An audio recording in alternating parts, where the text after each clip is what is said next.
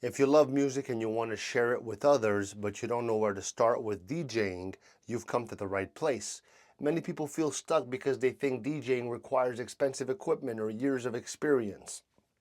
But I'm here to show you that it's easier than you think.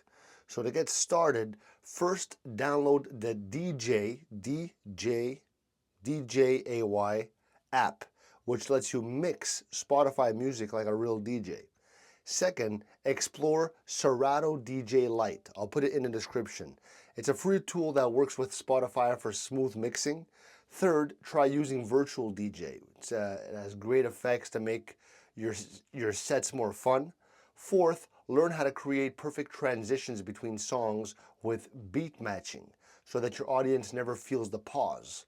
And fifth, check out SoundCloud Gold Plus for more music options and extra features. It's time to start mixing now, learn new skills, and make your playlist shine. Don't wait any longer. The world needs your DJ style. Hit the like button, hit the subscribe, comment for more videos like these. Thanks for stopping here. Love ya. Ciao.